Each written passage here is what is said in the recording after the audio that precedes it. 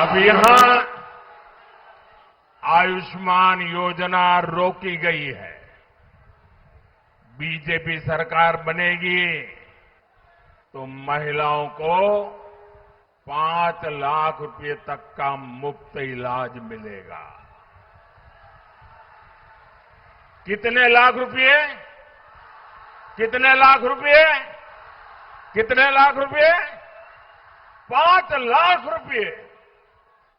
BJP सरकार बनते ही पहली ही कैबिनेट बैठक में आयुष्मान योजना को लागू करने का निर्णय लिया जाएगा। साथियों, बीजेपी सरकार ने ऐसी व्यवस्था बनाई है कि हम जो पैसे भेजते हैं वो सीधे महिलाओं के बैंक खातों में आते हैं। कोई बिचौलिया आपके पैसे बीच में लूट नहीं सकता। बंगाल बीजेपी की बड़ी घोषणा हर तरफ चर्चा है। मातृशक्ति भरोसा कार्ड के तहत हर साल महिला को 36,000 रुपये सीधे बहनों के हाथ में जाएंगे। हर साल 36,000 रुपया। कितना? कितना? कितना?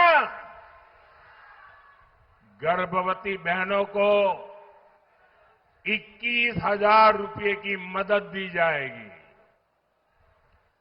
बच्चे के जन्म पर अतिरिक्त सहायता भी मिलेगी। बेटियों की पढ़ाई अब बीच में नहीं रुकेगी। ग्रेजुएशन के लिए 50,000 रुपये की सीधी मदद दी जाएगी। रोजगार और आत्मनिर्भरता के नए रास्ते खुलेंगे।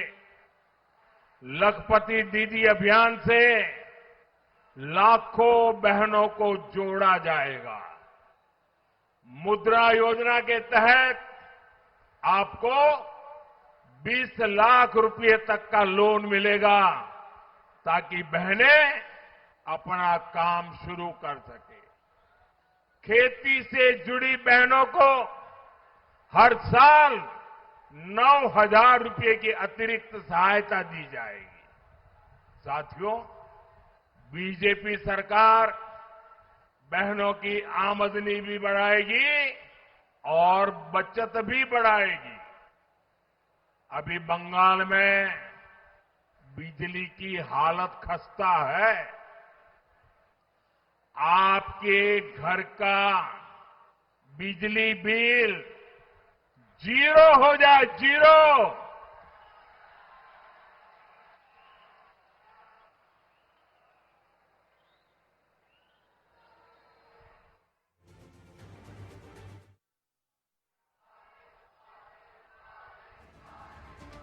बिजली बिल कितना? बिजली बिल कितना? बिजली बिल कितना?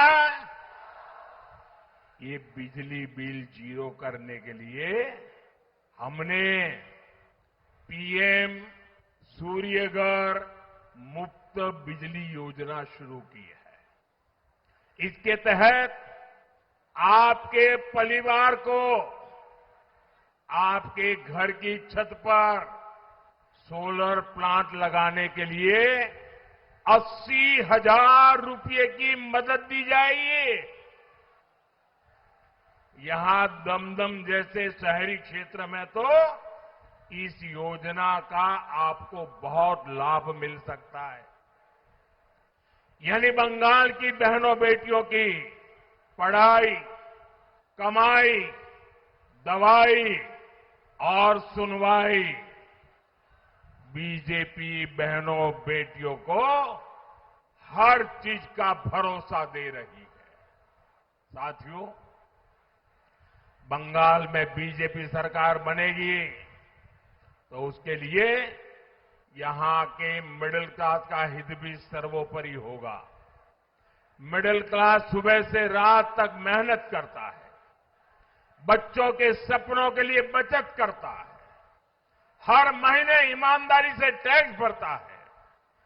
मिडिल क्लास का जीवन आसान बने, इसके लिए बीते 11 वर्षों में केंद्र सरकार ने अनेक निर्णय लिए हैं। 2014 से पहले जब टीएमसी के समर्थन वाली दिल्ली में एक सरकार चलती थी, उस केंद्र की सरकार तब 2 लाख से अधिक की सालाना आय पर टैक्स लगाती थी। टीएमसी वो सरकार में भागीदार थी, 2 लाख रुपया पर टैक्स लगता था। हमने मिडिल क्लास को टैक्स में भारी छूट दी। आज 12 लाख रुपए तक की आय पर टैक्स जीरो है, जीरो। साथियों, 2014 तक कांग्रेस की सरकारों के समय हर चीज पर बहुत ज्यादा टैक्स लगा करता था, लेकिन बीजेपी सरकार ने मिडिल क्लास की जरूरत के अधिकतर सामान पर जीएसटी या तो बहुत कम कर दिया है या फिर जीरो कर दिया है। साथियों, आज आप जो मोबाइल इंटरनेट इस्तेमाल करते हो ना, मोबाइल उपयोग करते हो ना मोबाइल, जरा जोर से बताओ ना। आप लोग करते हो मोबाइल फोन का उपयोग? आप लोग करते हो? वो कांग्रेस के जमाने में बहुत महंगा होता था।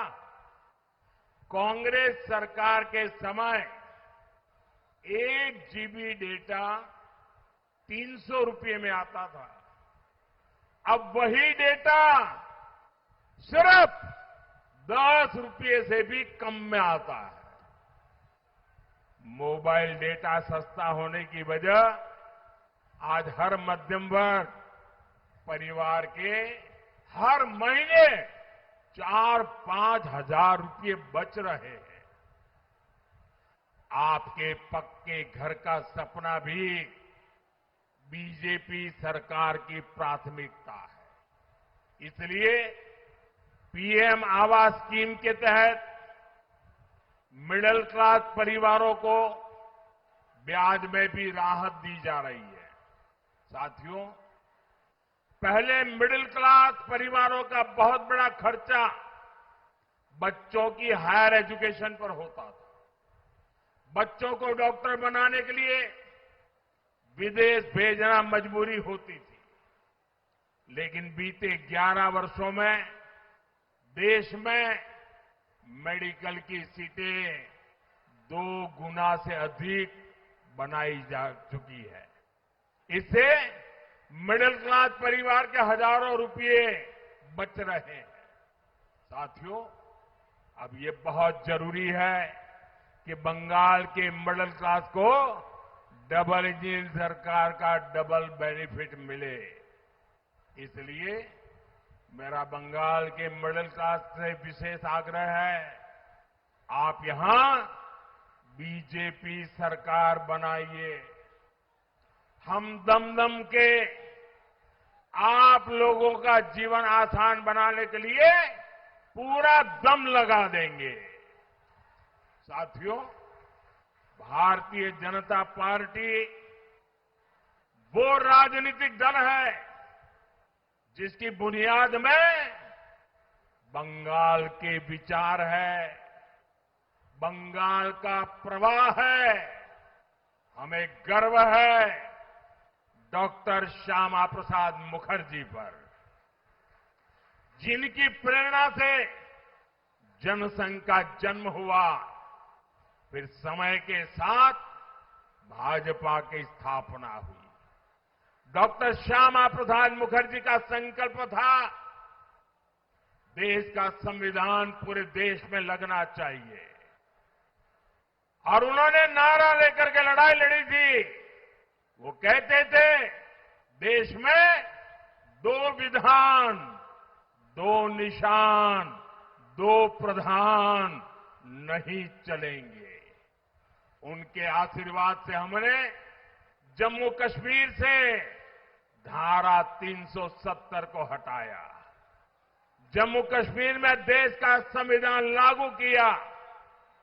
साथियों, डॉक्टर मुखर्जी देश के पहले उद्योग मंत्री भी थे। अगर उनके विजन को आगे बढ़ाया होता तो देश आज और ऊंचाइयों पर होता। साथियों, डॉक्टर मुखर्जी का विजन, उनकी नीतियां आज भी बंगाल के औद्योगिक विकास को नई ऊर्जा दे सकती है। लेकिन हम यहां देखते हैं कैसे टीएमसी ने अपने 15 साल में बंगाल के औद्योगिक विकास को चौपट करके रख दिया है। टीएमसी के खोखले वादों और सिंडिकेट राज ने कोलकाता सहित बंगाल के सभी शहरों को, उद्योगों को, एमएसएमईज को बर्बाद कर दिया है। यही टीएमसी सरकार है जिसने बंगाल में 2000 बड़े उद्योग लाने का वादा किया था। लेकिन आज दमदम जैसे पुराने औद्योगिक शहरों की स्थिति और खराब हुई है। यहां फैक्ट्रियों में ताले लग रहे। साथियों, कभी देश के दूसरे हिस्सों से लोग रोजगार के लिए कोलकाता आते थे, लेकिन आज युवाओं का पलायन यहां की सबसे बड़ी चुनौती बन गई है। आप स्पोर्ट्स का ही सेक्टर लीजिए, कोलकाता से बड़ा स्पोर्ट्स का हब देश में कहीं नहीं था, लेकिन आज बंगाल के युवा खिलाड़ी भी अच्छे अवसरों के लिए छोड़कर जा रहे हैं। आखिर क्यों? इसका जवाब आपको कुछ समय पहले भी मिला है, जब कोलकाता के ग्राउंड में शर्मनाक तस्वीरें आई। ये टीएमसी के नेता, विधायक, मंत्री सिर्फ यही खेला खेल रहे हैं। साथियों, निर्मम सरकार के राज में बंगाल की नगरपालिकाओं में कैश फॉर जॉब घोटाला भी सामने आया। इन लोगों ने रोजगार को बेचने का काम किया। जब तक ये टीएमसी वाले सत्ता में है, तब तक किसी गरीब के बच्चे को नौकरी नहीं मिलेगी। ये इनका कारनामा है। यहां के युवाओं को रोजगार देने के लिए आपको बीजेपी सरकार लानी ही होगी।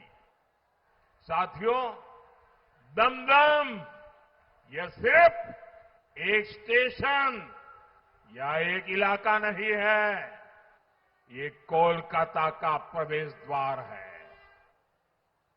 लेकिन दुख इस बात का है कि ये क्षेत्र विकास की दौड़ में पिछड़ रहा है। हर मानसून में यहां की गलियां तालाब बन जाती है। आज दमदम का दम पानी में निकल रहा है। साथियों, ये शहर आज भी 150 साल पुराने ड्रेनेज सिस्टम पर निर्भर है, जबकि 5 दशक में आबादी 6-7 गुना बढ़ गई है। कलकत्ता हाईकोर्ट ने बार बार अवैध निर्माण पर टिप्पणी की है। वीआईपी रोड और जेसोर रोड का जाम दमदम का दम घोंट रहा है।